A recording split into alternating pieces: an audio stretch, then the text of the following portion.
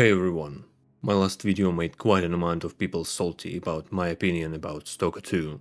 Somehow, I have a feeling that a lot of them played game on YouTube or Twitch. I will refrain from discussing it though. So today, I decided to tell you about better game than Stalker 2. For I'm Cringe Lord, and this video is about Stalker Shadow of Chernobyl.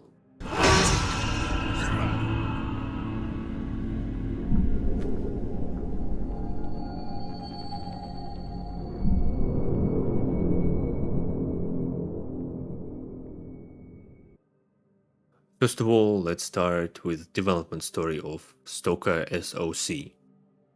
GSC got inspired by Russian and Soviet writers Boris and Arkady Stukatsky, and especially their book Roadside Picnic, which was adapted into film named Stalker by Russian and Soviet film director Andrei Tarkovsky. So, talks about Stalker already happened to be in Soviet time. The game was announced in 2001.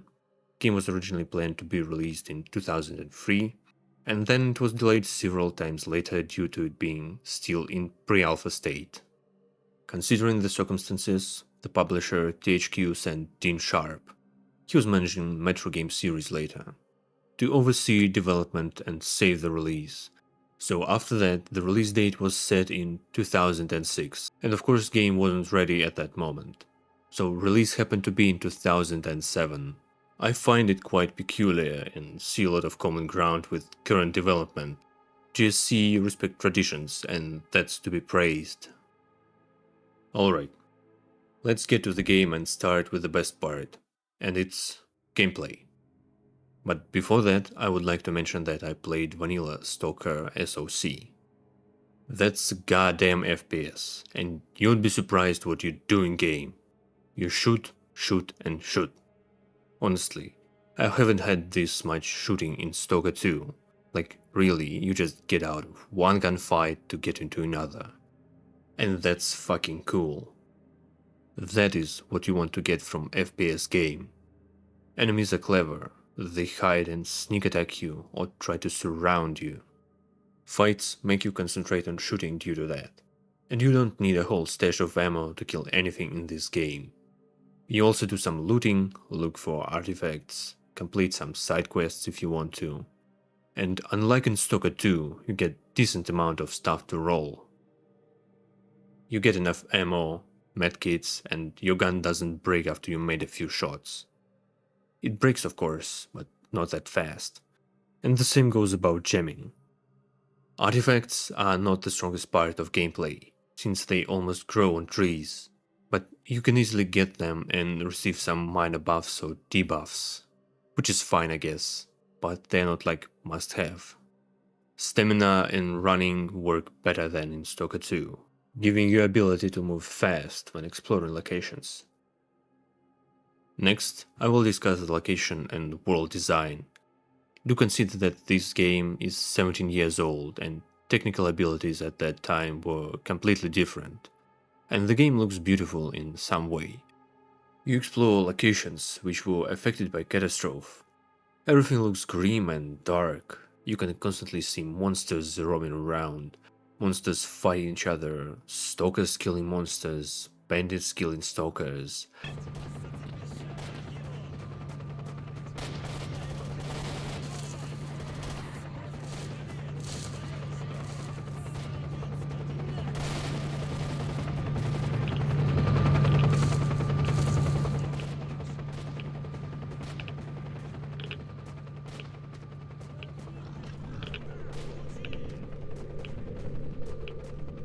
This world is fucking alive.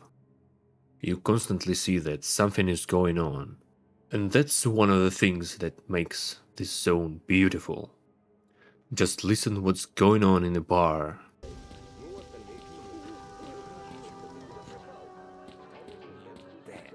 I said come in! Don't stand there! It was a bad race. There.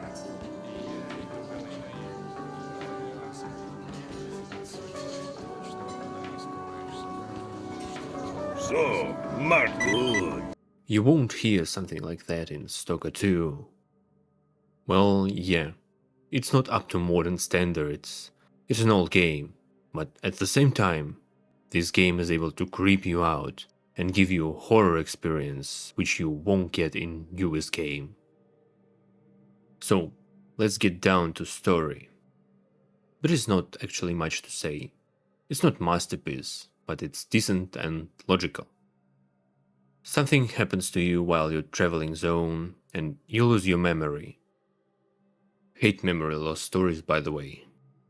And so, your whole story is built around getting your memory back, doing favors for stalkers, helping them, exploring the world to get your memory back, and unravel what is going on with you.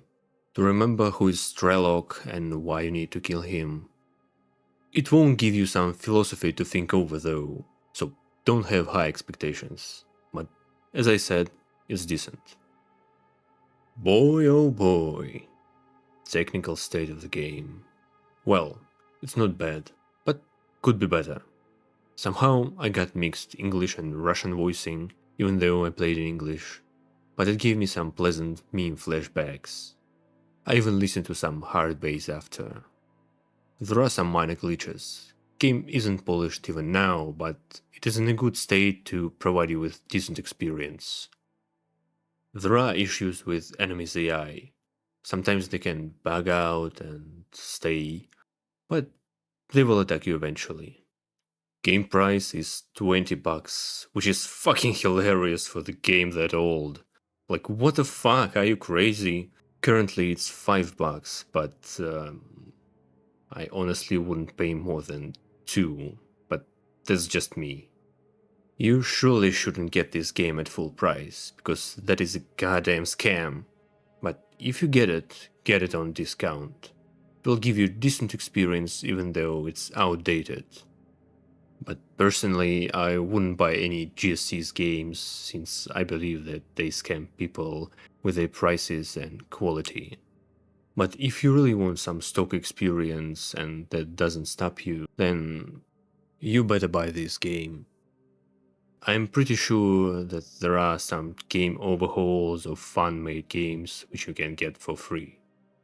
And the last thing I want to say, you need to remember that old games have issues running on modern systems and tend to crash or perform badly. Like, I had a hard time recording game, it even crashed in process. And don't forget, in the end it's for you to decide what you want to play. Thank you for watching or listening. What do you think about Stalker Games or GSC as company? Let me know in the comment section.